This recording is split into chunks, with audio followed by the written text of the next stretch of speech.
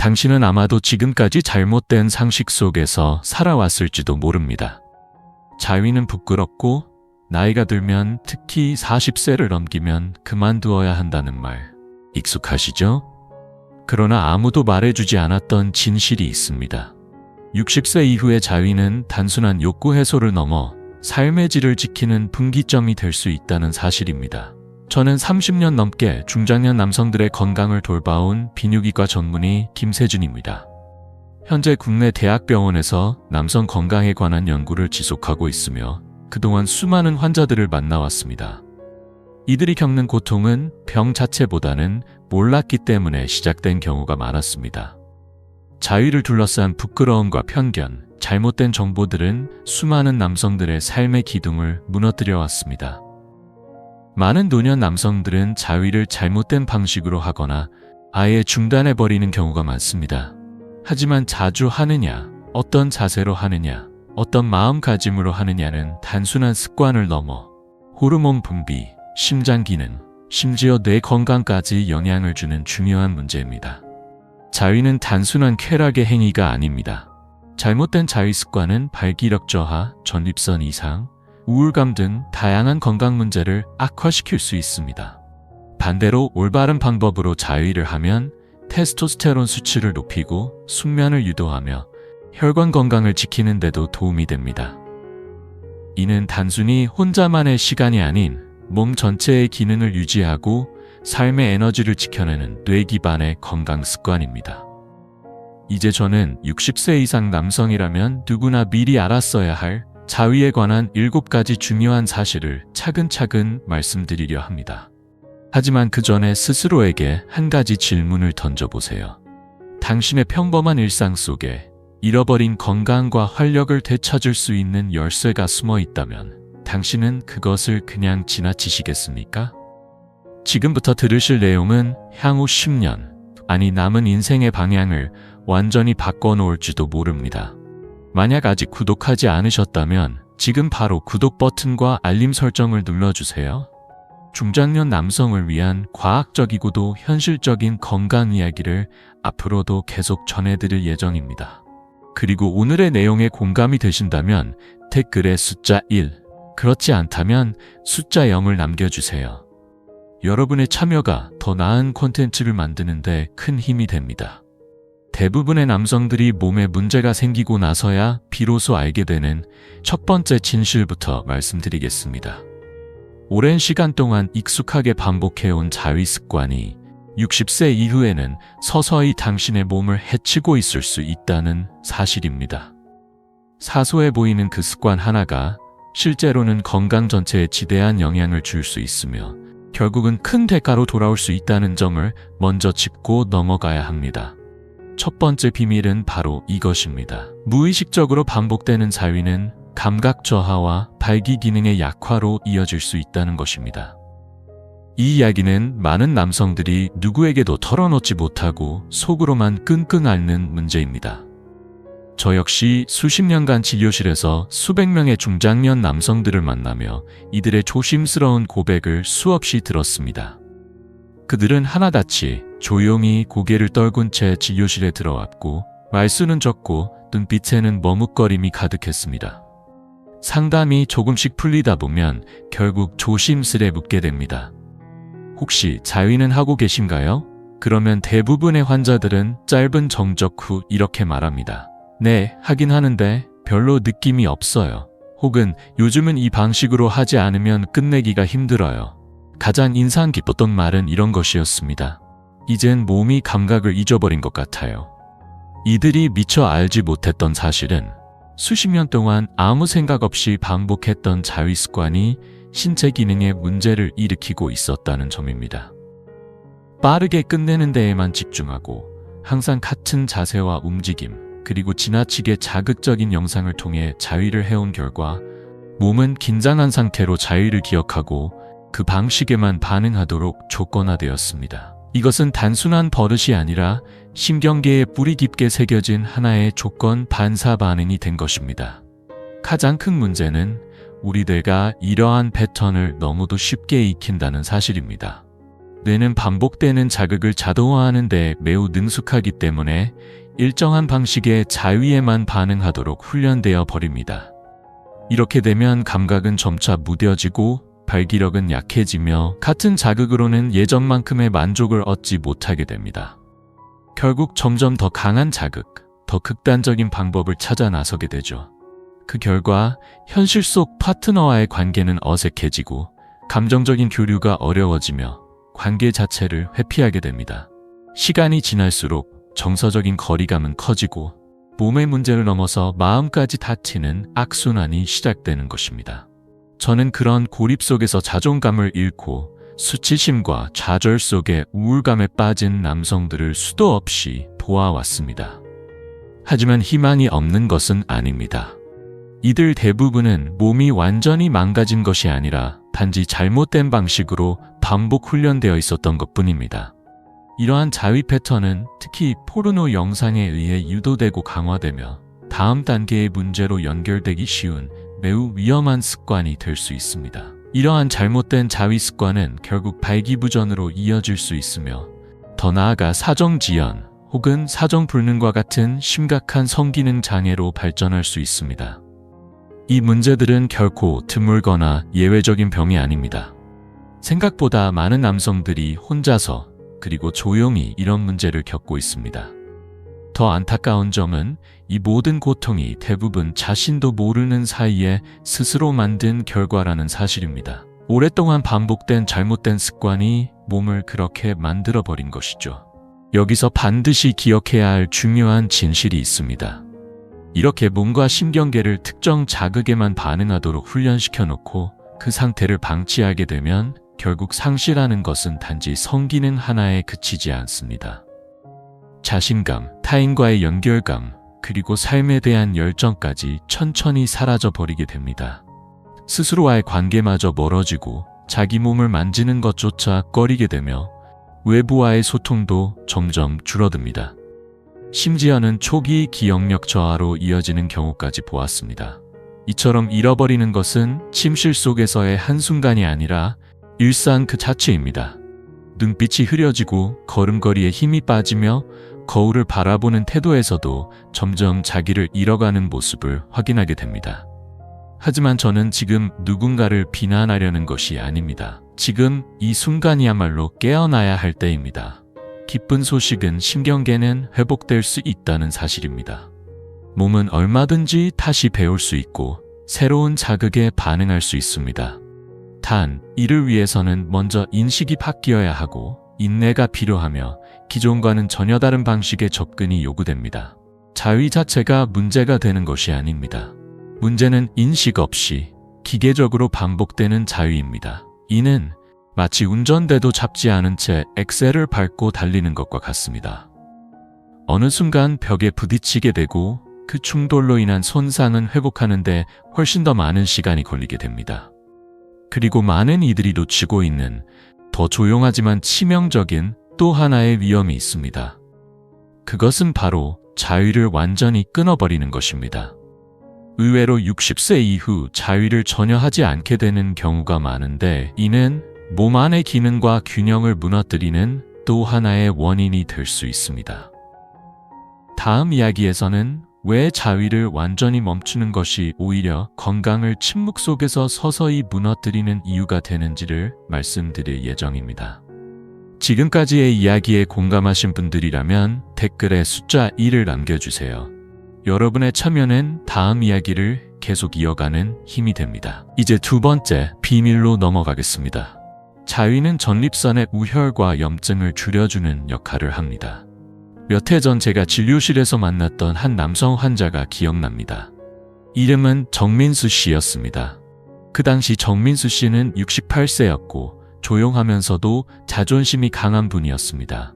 사적인 이야기를 나누는 걸 그다지 선호하지 않으셨지만 밤마다 5번에서 6번씩 소변 때문에 잠에서 깨야 한다는 고충을 안고 조심스럽게 제 진료실을 찾으셨습니다. 아랫배의 묵직한 통증과 압박감도 함께 느껴지고 있었죠. 처음 그는 이 증상들이 단순히 나이가 들어서 나타나는 자연스러운 현상이라고 여겼던 듯 했습니다. 그러나 제가 마지막으로 사정하신 시점을 물었을 때 그는 예상치 못한 질문을 들은 듯 눈을 크게 뜨고 당황한 기색을 감추지 못했습니다. 아내가 돌아가신 이후로는 그런 관계가 없었습니다. 제 나이쯤 되면 그런 건 멈춰야 하는 거라고 생각했어요. 그의 대답은 마치 많은 중장년 남성들이 공통적으로 믿고 있는 잘못된 신화를 대변하는 말이었습니다. 60세, 70세가 되면 생식 기능도 성적인 관심도 모두 꺼야 한다는 잘못된 사회적 인식 말입니다. 하지만 제가 정민수 씨에게 전했던 바로 그 말을 지금 이 자리를 빌려 여러분께도 분명하게 전하고 싶습니다. 사정을 멈춘다고 해서 전립선의 기능도 멈추는 것은 아닙니다. 전립선은 여전히 계속해서 액체를 생성합니다. 그 액체가 오랜 시간 배출되지 않고 쌓이게 되면 체내에 정체되어 우혈과 염증을 유발하고 시간이 지나면 실질적인 건강 문제로 이어질 수 있습니다. 전립선은 원래 액체를 장기간 보관하도록 설계된 기관이 아닙니다. 분비된 액체가 배출되지 못한 채 계속해서 내부에 쌓이면 전립선은 부풀고 민감해지며 결국 염증으로 이어지게 됩니다. 그렇게 되면 전립선 기능 자체가 저하되기 시작합니다. 이로 인해 나타나는 대표적인 증상은 다음과 같습니다. 빈뇨, 소변줄기의 약화, 배뇨시, 잔뇨감, 통증, 심지어 사정시, 불쾌감이나 통증까지 동반되는 경우도 있습니다. 많은 분들이 이런 현상을 단순히 나이 들면 원래 그런 거지라고 넘기지만 사실은 배출되지 않은 전립선 압력이 원인이 될 수 있다는 점을 간과해서는 안 됩니다. 그리고 이 문제는 단순한 불편함에서 그치지 않습니다. 전립선의 만성적인 염증이 지속되면 장기적으로는 전립선암의 위험 요인으로 작용할 수 있다는 연구 결과도 존재합니다. 제가 지금 강조하고자 하는 것은 자위를 하지 않으면 암에 걸린다는 식의 과도한 공포를 조장하려는 것이 아닙니다.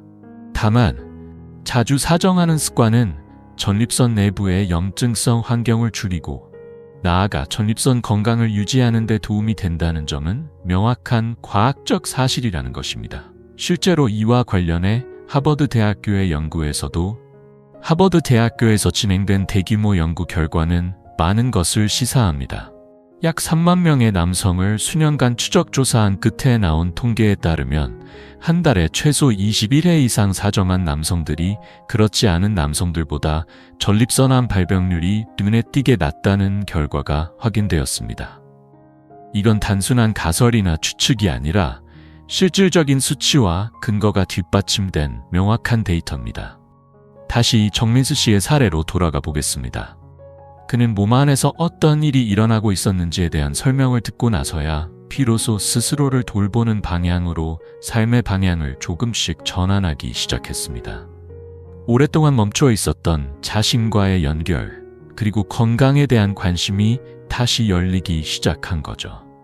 그렇게 조금씩 자위라는 행위를 부끄럽고 숨겨야 할 것이 아닌 자신을 위한 관리의 일부로 받아들이게 되었고, 결과적으로 불편했던 증상들도 점차 완화되기 시작했습니다. 배뇨가 훨씬 편해졌고 밤에 자주 깨지 않으면서 깊은 수면도 가능해졌습니다. 그러나 그보다도 더 인상적인 변화는 그의 눈빛에서 드러났습니다. 흐릿했던 눈매에 생기가 돌기 시작했고 자신과 다시 연결되었다는 감각이 살아났습니다. 그 변화는 단지 생리적 기능의 회복에 그치지 않고 그의 내면을 서서히 되살려낸 것이었습니다. 이 문제를 방치하게 되면 단순히 잠을 설치는 것에서 끝나지 않습니다. 불필요한 약물 복용, 반복되는 병원 방문, 심할 경우 수술까지 고려해야 할 수도 있습니다. 그리고 가장 중요한 건 전립선암과 같은 치명적인 질환의 위험 증가로 이어질 수 있다는 점입니다. 이런 중대한 결과의 출발점이 단지 이 나이에 자위는 그만둬야 한다는 잘못된 믿음일 수도 있다는 사실을 절대로 간과해서는 안 됩니다. 우리가 심장 건강을 중요하게 여기고 혈압을 주기적으로 체크하며 조절하듯이 전립선 건강 또한 절대로 무시하거나 방치해서는 안 되는 중요한 건강의 축입니다. 그리고 지금까지 말씀드린 것처럼 자위는 단순히 육체적인 기능의 문제가 아니라 감정과 깊이 연결된 행위이기도 합니다. 많은 중장년 남성들이 자유와 관련된 주제를 떠올릴 때 수치심, 죄책감, 말하지 못한 불편함을 함께 떠올리게 됩니다. 그런데 바로 이 억눌린 감정이 신체적 증상을 악화시키는 또 하나의 원인이 될 수 있다는 점, 그것이 다음 이야기의 핵심입니다. 감정을 억누르는 삶의 태도가 몸에 어떤 영향을 미치는지 알게 된다면 지금껏 미처 알지 못했던 또 다른 건강의 진실이 보이기 시작할 것입니다. 세 번째 비밀. 자위에 대한 수치심은 정신 건강에 심각한 영향을 미칠 수 있습니다. 많은 중장년 남성들의 내면에는 언어로는 표현되지 않는 고요한 침묵이 자리 잡고 있습니다. 저는 진료실에서 그 침묵과 자주 마주합니다. 그것은 소리로 드러나는 것이 아니라 말하지 않는 태도 속에 존재합니다. 성적 습관에 대해 질문을 드릴 때 저를 피하는 눈빛, 자위라는 단어가 나왔을 때 움츠러드는 어깨, 혹은 대화를 다른 방향으로 돌리거나 그건 젊었을 때 이야기죠라며 애써 웃어 넘기려는 반응들 속에서 저는 그 침묵의 무게를 분명히 느낄 수 있습니다. 하지만 그 조용한 침묵 속에는 분명한 메시지가 담겨 있습니다. 많은 분들이 자위를 멈춘 이유가 원해서가 아니라 어느 순간부터 그것이 해서는 안 되는 일이라 배워왔기 때문입니다. 이 점이야말로 우리가 반드시 짚고 넘어가야 할 중요한 사실입니다. 자위를 멈춘 것이 선택이 아니라 내면화된 금기였다는 점이죠. 사실 말씀드리자면 이렇게 마음속에 쌓인 조용한 수치심은 오늘날 중장년 남성의 건강을 조용히 갉아먹고 있는 가장 위험한 정서 중 하나입니다.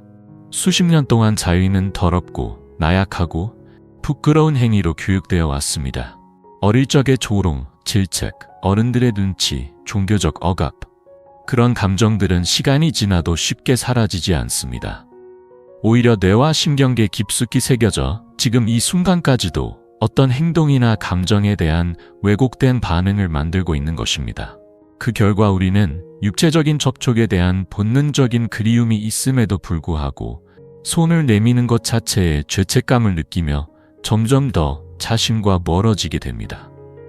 욕구가 없어서가 아니라 욕구를 느끼는 것조차 잘못된 일이라는 생각을 학습한 탓에 자기 자신에게 다가가는 일조차 금기시하게 된 것입니다. 그리고 이 감정적 단절은 단순한 마음의 문제가 아닙니다.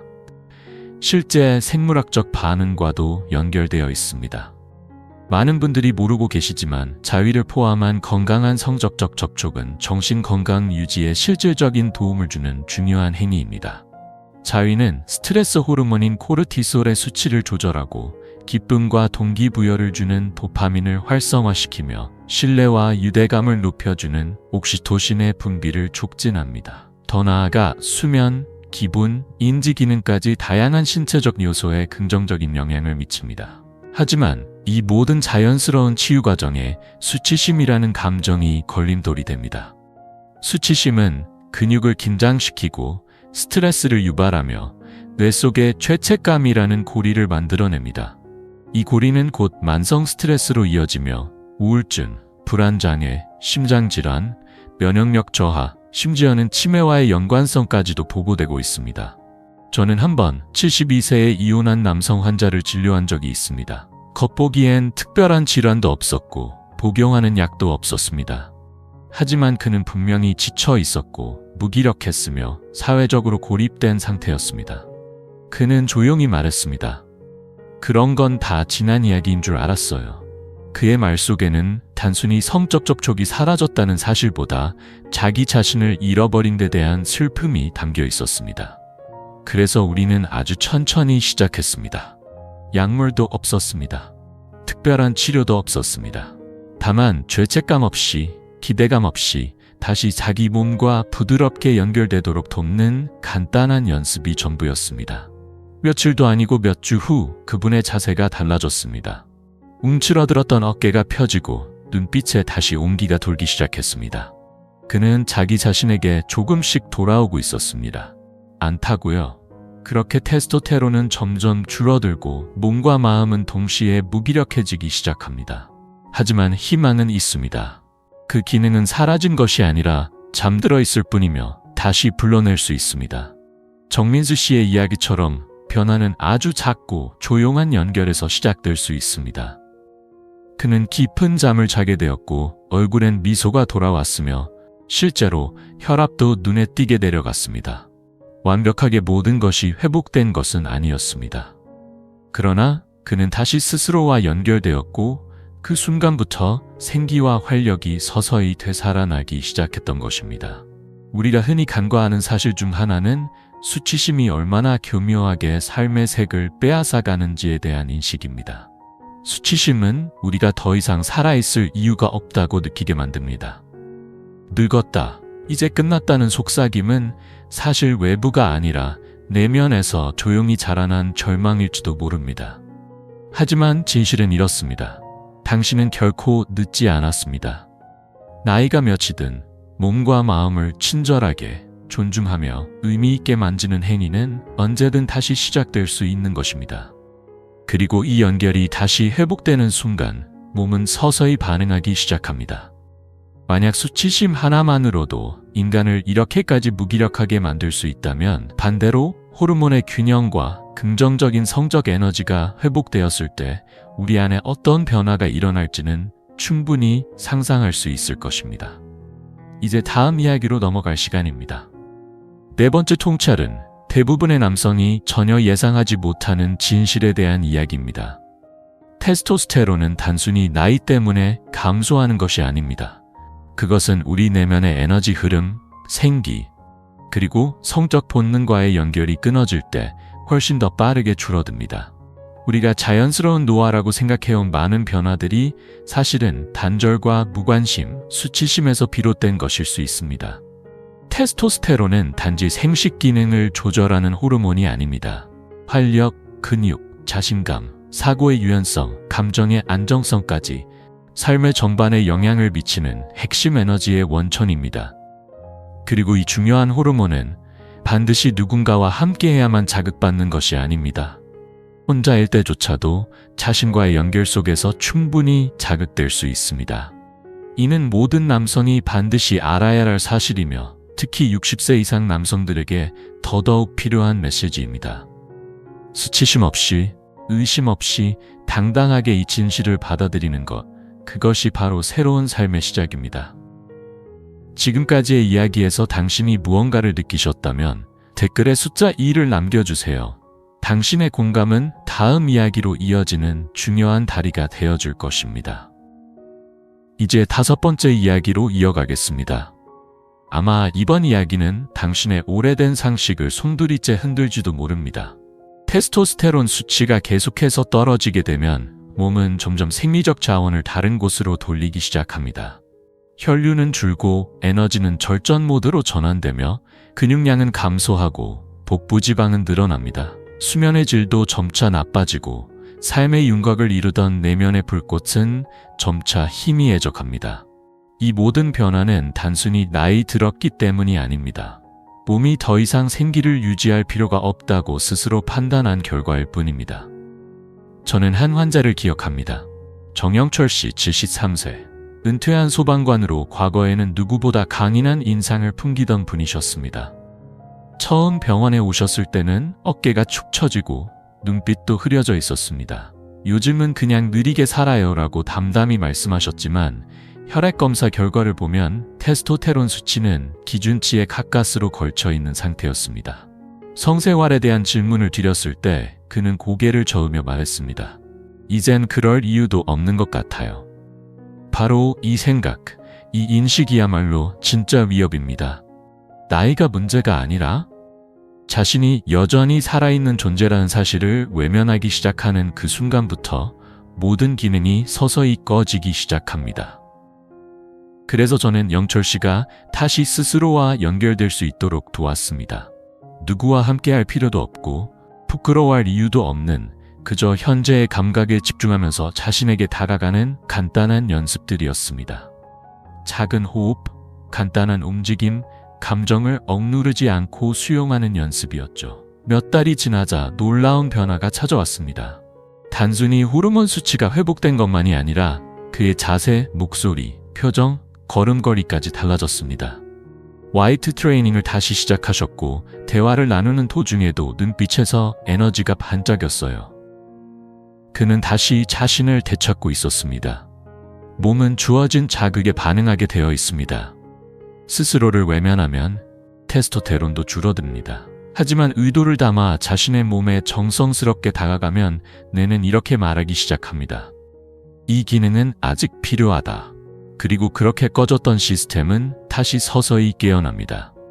이건 단지 이론이나 추측이 아닙니다. 실제로 단기적인 성적 자극, 심지어 혼자일 때조차도 테스토스테론 수치를 높인다는 다양한 연구 결과가 존재합니다. 성적인 상상, 신체 접촉, 기대감만으로도 호르몬의 균형, 기분, 동기부여에 영향을 줄 수 있다는 것이 과학적으로 입증되어 있습니다. 인간의 몸은 본질적으로 쾌락, 연결, 존재감에 반응하도록 설계되어 있습니다. 하지만 이 몸에 아무것도 주지 않으면 결국 어떤 신호에도 반응하지 않게 됩니다. 그리고 그 침묵이 불러오는 대가는 생각보다 훨씬 크고 무겁습니다. 지금껏 당연하게 여겼던 침묵이 사실은 몸의 경고음일지도 모릅니다. 다음 이야기에서 우리는 이 침묵이 건강 전반에 어떤 영향을 미치는지 더 깊이 들여다보게 될 것입니다. 테스토스테론의 감소는 단순히 피로감이나 성기능 저하에 그치지 않습니다. 심장질환, 당뇨병, 기억력 감퇴, 우울증, 그리고 심지어 수명 단축과도 깊은 연관이 있습니다. 이것은 단순한 숫자의 문제가 아닙니다. 테스토스테론 수치는 당신이 삶에 얼마나 깊이 참여하고 있는지를 보여주는 생물학적 지표입니다. 문제는 많은 남성들이 이미 자신으로부터 너무 멀리 떠나와 있다는 사실조차 인식하지 못하고 있다는 점입니다. 몸의 변화가 단지 나이 탓으로 여겨지는 동안 실제로는 자신과의 연결이 끊긴 채 살아가고 있는 것이죠. 하지만 희망은 있습니다. 돌아가는 길은 분명 존재합니다. 그 길은 약물도 수술도 아닙니다. 바로 자신의 몸과 다시 연결되는 일에서 시작됩니다. 죄책감 없이 평가받지 않는 공간에서 자신의 방식으로 스스로에게 다가가는 연습. 그것이야말로 나는 여전히 이 삶 속에 존재한다는 강력한 생물학적 메시지를 몸에게 보내는 행위입니다. 그리고 지금까지의 이야기가 놀라웠다면 이어질 다음 이야기는 더 깊은 통찰을 전해드릴 수 있을 것입니다. 왜냐하면 많은 남성들이 자위를 통해 무의식적으로 손상시키고 있는 테스토스테론보다 더 중요한 한 가지, 바로 발기 기능이 있기 때문입니다. 5번째 비밀. 발기 기능은 사용하지 않으면 사라지는 시스템입니다. 60세 이후 많은 남성들이 은연중에 믿고 있는 한 가지 착각이 있습니다. 이젠 성관계를 하지 않으니 발기 문제는 더 이상 중요하지 않다. 저 역시 이 말을 수없이 들어왔습니다.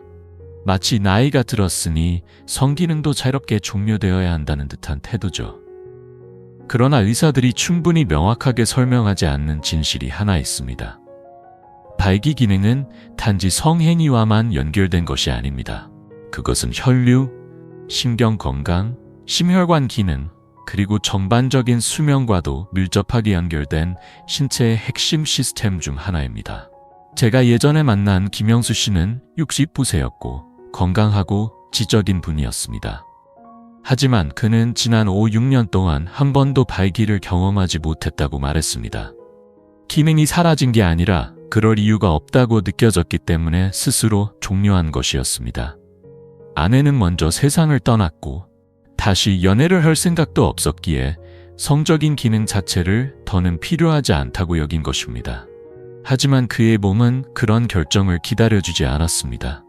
몸은 다시 돌아오기를 기다린 것이 아니라 조용히 시스템을 종료시키고 있었던 것입니다. 많은 남성들이 모르는 사실이 있습니다. 음경 역시 다른 근육이나 혈관 조직과 마찬가지로 사용하지 않으면 기능이 떨어진다는 점입니다. 사용하지 않은 채 방치되면 조직은 탄력을 잃고 혈관은 수축하며 결국 자연스러운 발기 반응조차 어렵게 됩니다. 이는 단지 성적인 활동의 문제가 아니라 전신의 혈류순환과 건강한 생리기능 전반의 저하로 이어지는 실제적 생물학적 퇴행입니다. 이야기는 여기서 끝나지 않습니다.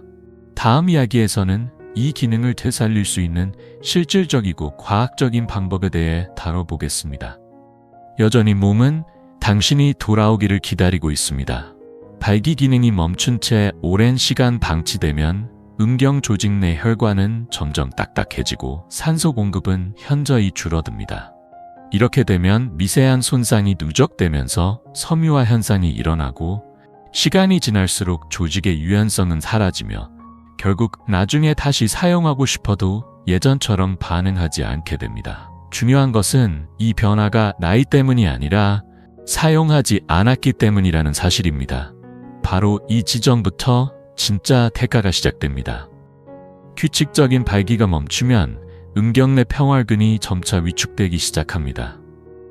발기 과정에서 핵심적인 역할을 하는 혈관 네트워크의 기능도 저하되며 발기를 유도하는 데 필수적인 화학물질인 산화질소의 분비도 감소하게 됩니다. 그리고 가장 중요한 사실은 이러한 변화는 성생활을 시도하든 하지 않든 무관하게 일어난다는 점입니다. 성행위를 하고자 하는 의지가 있든 없든 이건 생리적 반응이고 신체적 조건의 변화이기 때문에 정기적인 자극과 혈류 공급이 없으면 몸은 이 기능이 더 이상 필요 없다고 판단하게 되는 것입니다. 그 결과 이 손상은 단순히 육체적 변화에 그치지 않고 정서적인 영역까지 영향을 미치게 됩니다. 신체 기능이 약화되면 마음도 함께 무너집니다. 자신감이 사라지고 자존감도 흐려지며 점점 예전의 자신과 멀어졌다는 느낌이 강해집니다. 그러다 보면 많은 남성들이 스스로 침묵 속에 갇히게 되고 우울감이 찾아오며 심할 경우 인지 저하의 초기 증상으로 연결되는 사례도 있습니다. 이러한 변화는 어느 날 갑자기 오지 않습니다. 조용히, 그러나 확실하게 천천히 몸속 깊숙한 곳부터 일어나기 시작합니다. 그리고 무엇보다 이 변화는 충분히 예방할 수 있는 변화라는 점에서 우리가 반드시 행동해야 할 이유가 됩니다. 그렇다면 우리는 무엇을 해야 할까요? 답은 간단합니다. 당신의 몸에게 이 기능이 아직도 중요하다는 신호를 보내주는 것. 파트너가 없어도 가능합니다. 억지로 할 필요도 수치심을 가질 이유도 없습니다. 자가 자극이든 피성적인 방식이든 규칙적인 발기 자극은 혈류를 유지하고 조직에 산소를 공급하며 신경 통로를 살아있게 만들어줍니다. 이것은 단순한 쾌락을 위한 행위가 아니라 당신의 신체와 정체성을 지켜내기 위한 매우 기본적인 건강관리의 일환입니다. 발기 기능을 유지한다는 것은 단지 성생활을 지속하겠다는 의미가 아닙니다. 그것은 나는 여전히 살아있다는 메시지를 몸에 전달하는 일입니다. 물론 나이가 들면 조용해져야 한다는 사회적 분위기, 그 시선은 여전히 무겁고 강합니다. 그래서 많은 남성들이 말없이 침묵하며 살아갑니다. 그러나 그 침묵은 반드시 몸의 대가를 요구합니다. 그리고 그 대가는 당신의 몸이 고스란히 기억하고 언젠가 조용히 신호를 보내기 시작할 것입니다. 그 전에 당신이 먼저 다가가야 합니다. 지금이 바로 그 시작일 수 있습니다. 찾게 되는 것이죠. 이 과정을 반복하다 보면 뇌는 점점 진짜 연결보다 인위적 자극에 더 민감하게 반응하게 됩니다. 문제는 여기서 끝나지 않습니다. 이런 자극 패턴이 반복되면 뇌는 기존의 반응 체계를 바꾸게 되고 자연스럽고 깊은 감정적 접촉이나 관계에서는 만족을 느끼지 못하는 상태로 변해버립니다. 혹시 지금 이런 생각이 드실지도 모릅니다. 발기가 그렇게 중요하다면 혹시 나는 모르게 그것을 방해하고 있는 건 아닐까? 바로 그 질문이 이번 이야기의 핵심입니다. 왜냐하면 지금도 많은 중장년 남성들이 알지 못한 채 자신의 뇌를 바꾸고 있는 습관을 가지고 있기 때문입니다. 그리고 그 습관은 단순한 활동 부족보다 훨씬 깊고 지속적인 손상을 남기곤 합니다. 6번째 비밀. 포르노는 뇌를 바꾼다. 하지만 당신은 그것을 통제할 수 있다. 오늘은 많은 중장년 남성들이 말하지 않지만 결코 외면할 수 없는 주제, 바로 포르노에 대해 이야기하려고 합니다. 이 단어를 들었을 때 무의식적으로 자세를 바꾸거나 시선을 돌리고 싶어질 수도 있습니다. 하지만 지금 이 글을 끝까지 읽고 계시다면 부디 마음을 열고 끝까지 들어주시길 바랍니다.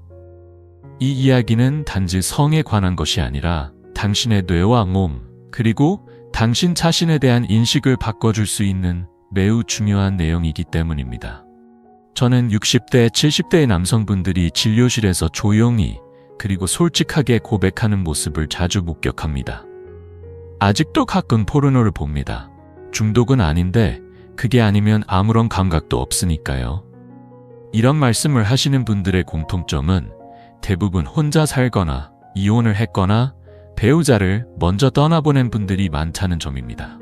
그들이 진정으로 쫓고 있는 건 강한 자극이 아닙니다. 그들이 찾는 건 연결 혹은 연결의 기억입니다. 하지만 이들이 자주 모르는 사실이 하나 있습니다. 지금의 포르노는 그들이 20대 시절 처음 접했던 포르노와는 완전히 다르다는 점입니다. 그 당시에는 종이 매체의 정적인 이미지, 부드럽고 간접적인 상상이 전부였지만 지금은 즉각적이고 자극적인 시청각 콘텐츠가 넘쳐나고 클릭 몇 번으로 계속해서 더 강한 자극을 찾게 되는 구조로 설계되어 있습니다. 문제는 우리의 뇌, 특히 나이가 든 뇌가 이러한 과도한 자극을 감당하도록 설계되어 있지 않다는 데 있습니다.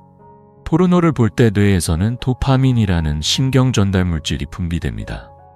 도파민은 동기, 보상, 쾌락과 관련된 감정을 담당하는 물질이지만 반복적으로 강한 자극에 노출될 경우 뇌는 점차 자연스러운 자극에 둔감해지는 상태, 즉 보상 민감도 감소라는 현상을 겪게 됩니다. 그 결과 실제 손길이나 감정적인 연결에서 오는 자극은 점점 무미건조하게 느껴지고 감정을 기반으로 한 관계에서의 만족도는 점차 줄어들게 됩니다. 뇌는 점점 더 새롭고 더 강하고 더 자극적인 것만을 찾게 되는 회로로 재편성되는 것이죠. 그리고 그 순간부터 우리는 자유와 발기의 본질, 관계의 의미, 성적 본능의 건강한 흐름까지 모두 놓쳐버리게 됩니다. 다음 이야기에서는 이 악순환에서 어떻게 벗어날 수 있는지, 그리고 포르노에 대한 건강한 통제 방법을 이야기해 보겠습니다. 중요한 것은 지금 이 순간 당신의 뇌는 여전히 변화할 수 있다는 점입니다. 그리고 그 변화는 당신 스스로가 시작할 수 있습니다. 우리는 반드시 이 사실을 직시해야 합니다. 이것은 단순히 취향이나 선호의 문제가 아닙니다. 반복된 시청으로 인해 뇌의 구조와 작동 방식 자체가 변화하는 뚜렷한 생물학적 현상입니다. 뇌가 인위적인 자극을 기준으로 학습되면 몸 또한 그 기준에 따라 반응하게 됩니다. 그 결과 발기력이 떨어지고 사전이 어려워지며 결국에는 포르노 없이는 성적인 반응 자체가 불가능해지는 상태에 이르게 되는 것입니다. 이른바 포르노 유발 발기 부전이 바로 그것입니다. 이러한 손실은 결코 침대 위에서만 일어나는 문제가 아닙니다. 그 여파는 수치심, 불안, 자기 혐오, 좌절감으로 이어지며 결국 깊은 정서적 고립으로까지 확대됩니다. 많은 남성들이 점점 자신의 몸과 감정에서 멀어지고 나는 고장났다는 생각에 빠진 채 조용히 침묵 속으로 사라져갑니다. 그러나 정말 중요한 사실 하나는 이들이 대부분 그 문제의 근원이 자신이 의지했던 포르노였다는 점조차 인식하지 못한다는 것입니다. 그들이 처음에는 단지 위안을 찾기 위해 사용했던 도구가 어느새 자신 안의 생기를 조금씩 잠식하고 있었다는 것. 그것을 늦게 깨달았을 때는 이미 오랜 시간이 지나 있곤 합니다. 하지만 저는 지금 이 글을 읽고 계신 모든 남성들에게 꼭 전하고 싶은 말이 있습니다. 당신은 결코 고장난 것이 아닙니다. 그리고 더 중요한 사실은 회복이 가능합니다. 당신의 뇌는 60세 이후에도 여전히 회복력을 지니고 있으며 치유되고 재설정되고 현실 기반의 진짜 감각을 되찾을 수 있는 능력을 가지고 있습니다. 이 회복은 거창한 치료가 아닌 단 하나의 선택, 즉 과도한 자극으로부터 한 걸음 물러나는 순간부터 시작됩니다. 인위적인 이미지 대신 현실의 감각과 상상력, 감정, 그리고 자기 자신만의 고유한 경험과 마주하기 시작하면 뇌는 다시 자연스럽고 건강한 자극에 반응하기 시작합니다. 실제로 어떤 분들은 30일간 시각적 자극을 완전히 끊는 것으로 회복의 첫 단계를 시작합니다. 또 다른 분들은 점진적으로 줄여가며 서서히 뇌의 민감도를 되찾습니다. 중요한 것은 포기하는 것이 목적이 아니라 되찾는 것이 목적이라는 점입니다. 되찾아야 할 것은 단지 성적 반응이 아니라 진짜 감각, 진짜 연결, 그리고 잃어버렸던 자기 자신입니다. 혹시 지금 포르노로 인해 감각이 무뎌졌다고 느끼신다면 다음에 이어질 이야기는 당신에게 더욱 깊은 울림을 전해줄 것입니다. 왜냐하면 디지털 콘텐츠가 당신의 뇌를 점령하는 동안 고립은 당신의 영혼을 잠식하기 때문입니다. 이제 마지막 진실로 향합니다. 이번 이야기는 기술도 호르몬도 아닌 더 깊은 차원의 이야기입니다. 한 남성이 스스로와의 접촉을 멈췄을 때 그의 몸 안에선 어떤 일이 벌어지는지를 보여주는 이야기입니다. 곧 이어질 7번째 비밀, 그것은 존재와 연결, 그리고 살아있다는 감각 그 자체에 대한 이야기입니다. 이런 고립의 끝에는 조용한 단절이 기다리고 있습니다. 단지 타인과의 관계가 끊기는 것이 아니라 자기 자신과의 관계마저 희미해지는 상태, 그것이야말로 가장 깊고 위험한 고립입니다. 이 고립은 겉으로 보기엔 그저 조용한 일상처럼 보일 수 있습니다. 하루를 무감정하게 보내고 거울을 마주하는 일을 피하고 기쁨이라는 감정을 상상조차 하지 않게 된 흐름 속에서 그렇게 조금씩 그러나 분명히 삶의 생기가 사라집니다. 정기수 씨의 사례는 이런 고립이 어떤 식으로 우리 안에 스며드는지를 보여줍니다. 그는 누구보다 반듯하고 절제된 삶을 살아온 분이었습니다. 매일 정해진 시간에 식사하고 산책하고 신문을 읽으며 생활했지만 그 일상 안에는 사람의 온기나 접촉이 완전히 사라져 있었습니다. 그는 말했습니다. 누가 어깨라도 한번 짚어줬으면 좋겠어요. 그냥 내가 아직 사람이라는 걸 느끼게요. 그 말은 쓸쓸한 바람이 아니라 오랫동안 자신조차 인식하지 못했던 존재의 외침이었습니다. 그리고 이것은 정기수 씨만의 이야기가 아닙니다. 60세가 넘어가면서 우리는 사회적으로, 문화적으로 또는 스스로에게 이제 그럴 나이는 지났다는 잘못된 메시지를 반복해서 들려주게 됩니다. 그렇게 몸을 만지는 일, 다정하게 자신을 어루만지는 행위, 스스로의 존재를 다시 확인하는 접촉의 언어가 사라지기 시작합니다. 하지만 진실은 이렇습니다. 접촉은 사치가 아니라 신경계가 살아있기 위한 생존의 언어입니다. 손길 하나는 옥시토신을 분비시키고 심장을 진정시키며 뇌의 감정 회로를 깨우고 면역계를 활성화합니다.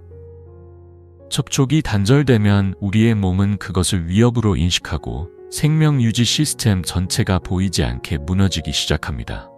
이것이 바로 고립이라는 가장 조용하지만 가장 치명적인 실수의 정체입니다. 그 실수는 대부분 의식하지 못한 채 시작됩니다. 처음에는 그저 손등을 바라보며 하루를 넘기고 이내 거울 속 눈빛을 피하고 어느 순간에는 자신을 감정적으로 느낄 수 있는 모든 회로가 꺼져버리는 경험을 하게 됩니다. 이 변화는 절대 갑작스럽게 오지 않습니다. 서서히, 조용히, 그러나 아주 확실하게 삶의 활력을 끌어내립니다. 그리고 무엇보다 무서운 점은 그것이 나의 탓이라고 믿게 만든다는 것입니다. 하지만 아닙니다. 우리는 단지 너무 오래 자신을 외면하고 그 외면을 습관으로 삼았을 뿐입니다. 다음 이야기에선 이 고립의 악순환을 어떻게 끊어낼 수 있는지, 그리고 어떤 작지만 중요한 접촉이 다시 우리를 산과 연결시킬 수 있는지를 다룰 것입니다. 그 첫걸음은 아주 단순합니다. 당신의 몸에 다시 다가가는 것, 그리고 지금 이 순간에도 당신은 살아있고 가치 있는 존재임을 느끼는 것, 바로 거기서 회복은 시작됩니다. 시간 동안 우리는 너무 많은 것을 참으며 살아왔습니다. 부끄러움이라는 이름으로, 체면이라는 이름으로, 나이라는 이름으로 자신을 느끼는 일조차 멈춰버린 순간들이 있었을 겁니다. 하지만 저는 말하고 싶습니다. 그 모든 시간이 무의미했던 것이 아니여 지금 이 순간도 늦지 않았다고요. 아무도 말해주지 않았던 한 가지 진실이 있습니다. 고립은 가장 조용히, 그러나 가장 깊숙이 우리 삶을 잠식합니다. 그리고 그 고립은 의외로 침실에서부터, 더 정확히는 자기 자신과의 접촉을 멈추는 순간부터 시작됩니다. 자신의 몸을 만지는 행위를 멈추는 것은 단지 감각 하나를 잃는 일이 아닙니다. 뇌는 그것을 감정적 후퇴, 존재의 단절로 받아들이기 시작합니다. 그러면서 만지는 횟수는 줄고 감각은 무뎌지고 결국 이젠 아무것도 느낄 수 없다는 잘못된 확신에 빠지게 됩니다. 이것이야말로 가장 깊은 손실입니다. 욕망이나 발기력의 문제가 아닙니다. 존재에 대한 감각, 정체성, 삶에 대한 목적, 감정의 섬세함 자체가 사라지는 것입니다. 그 연결이 끊기는 순간부터 삶의 온기는 서서히 사라지며 우리는 이유도 모른 채 피로하고 무기력하고 슬퍼지기 시작합니다. 이러한 고립의 영향은 단지 마음에만 머무르지 않습니다. 의학적으로도 이미 많은 연구 결과들이 있습니다. 우울증, 심장질환, 인지기능 저하, 그리고 조기 사망과도 관련이 깊다는 보고들이 말해주고 있지요. 이는 단순히 나이 들어서 생기는 일이 아니라 어쩌면 자신을 포기한 데서 시작된 변화일 수도 있습니다. 하지만 저는 분명히 말씀드리고 싶습니다. 이건 누구를 비난하려는 이야기가 아닙니다. 삶에는 누구에게나 상실이 찾아오고 외로움이 자리 잡을 수 있습니다. 그러나 포기까지 갈 필요는 없습니다. 자신을 만지는 행위, 그 작고도 위대한 실천은 나는 아직 내 몸을 느낀다. 나는 여전히 여기 존재하고 있다는 선언이자 회복의 시작점입니다. 뇌는 그것을 감지하고 심장은 다시 뛸 준비를 하며 신경계는 마비된 회로를 천천히 깨우기 시작합니다. 저는 그런 회복의 순간을 수없이 목격했습니다. 어떤 특별한 치료도 없이 단지 자기 자신에게 다시 허락을 내렸을 때 일어난 변화였습니다. 몸을 살짝 쓰다듬고 조용한 시간을 스스로에게 선물했을 뿐인데 자세가 달라지고 목소리에 생기가 돌고 눈빛이 되살아났습니다. 만약 지금까지 이 긴 이야기를 끝까지 들어주셨다면 그 자체로 이 메시지가 당신 마음 어딘가에 닿았다는 증거일 것입니다. 그리고 이제 가장 중요한 시간이 시작됩니다. 지금부터는 제가 실제 환자들에게도 전하는 매일 한 번, 하루에 단 3분이라도 당신의 감각을 다시 깨우는 방법을 소개하려 합니다. 시간이 빼앗아간 감각, 침묵 속에서 사라졌던 연결, 이제 그 모든 것을 되찾는 첫걸음을 함께 시작해 보겠습니다. 이제 결론입니다. 여기까지 함께 해주신 당신께 지금은 한 의사가 아닌 한 남성으로서 조심스럽게 전하고 싶습니다. 그 어떤 상실도 당신의 존재를 무의미하게 만들 수 없습니다. 단지 다시 시작하면 됩니다. 그 출발점은 멀리 있지 않습니다. 바로 당신 자신의 몸에 조용히 손을 얹는 그 순간부터입니다. 의미마저 서서히 잃어가게 된다는 사실을 말씀드렸습니다. 이 모든 이야기를 통해 제가 전하고 싶었던 것은 단 하나. 당신은 여전히 살아있고 느낄 수 있으며 회복할 수 있다는 것입니다. 그동안 많은 남성들이 이제는 나이가 들었으니 이런 건 부끄러운 일이지라며 자신의 감각과 존재를 조용히 놓아버리는 선택을 해왔습니다. 하지만 저는 그 선택이 반드시 정답일 필요는 없다고 믿습니다.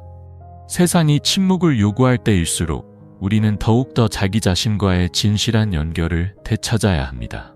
오늘 우리가 나눈 주제는 단순한 신체의 문제가 아니라 존재의 감각, 생명력, 산과의 유대에 관한 이야기였습니다. 자위라는 행위 하나로 시작된 이 여정은 결국 당신이 자신을 어떻게 대하고 있는가에 대한 깊은 질문으로 이어졌습니다. 포기할 필요는 없습니다. 자책할 이유도 없습니다. 당신의 삶은 여전히 진행 중이며 지금 이 순간에도 변화는 가능합니다. 단지 한 번의 손길, 한 번의 의식적인 선택이 그 출발점이 될 수 있습니다. 다시 살아나고 싶다면, 다시 느끼고 싶다면 그 시작은 멀리 있지 않습니다. 당신의 몸, 당신의 마음, 그리고 당신 자신과의 연결에서부터 시작됩니다. 기억하십시오. 몸은 기억합니다. 당신이 자신을 외면했을 때의 침묵도, 다시 다가갔을 때의 따뜻함도, 이제는 당신 스스로에게 다시 손을 내밀어야 할 때입니다. 부끄러움 없이, 주저함 없이 자신에게 다시 다가가십시오. 그 작은 용기가 당신의 삶 전체를 다시 밝히는 첫 번째 빛이 되어줄 것입니다. 의지조차 앗아가는 이 조용한 침묵 속에서 제가 진심으로 전하고 싶은 메시지는 단 하나입니다. 당신은 고장나지 않았습니다. 이미 늦은 것도 아닙니다. 그리고 무엇보다 당신은 혼자가 아닙니다. 당신의 몸은 지금 이 순간에도 다시 연결되기를 기다리고 있습니다. 뇌는 여전히 감각을 원하고 심장은 다시 열리고 싶어 하며 피부는 내가 살아있다는 감각을 다시 기억하고 싶어 합니다. 그리고 이 회복의 여정은 누구와 함께하지 않아도 시작할 수 있습니다.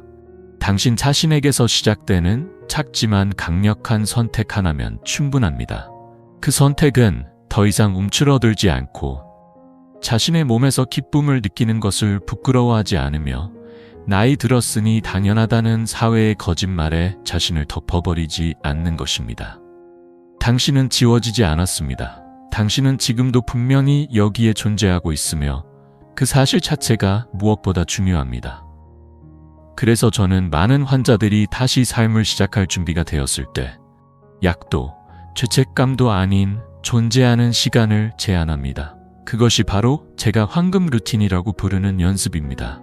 단 10분, 조용하고 의식적인 시간, 세상의 요구가 아닌 자신에게로 되돌아가는 시간입니다. 목적도 의무도 필요 없습니다. 그저 숨을 느끼고 감각을 받아들이고 따뜻한 손길을 통해 자신을 만나주는 순간이면 충분합니다. 어떤 분은 아침의 시작으로, 어떤 분은 잠들기 전의 평온으로 실천합니다. 그러나 대부분에게 이 시간은 삶의 전환점이 됩니다. 외로움에서가 아닌 존중과 호기심으로 스스로를 만질 때 몸은 반응합니다. 마음은 유연해지고 잊고 있던 내면의 불꽃은 다시 피어오릅니다. 당신도 그렇게 될 수 있습니다. 이것은 단순히 성을 회복하는 일이 아닙니다. 당신 자신을 되찾는 여정입니다. 그리고 그 여정은 지금, 바로 이 순간 당신에게서부터 시작됩니다.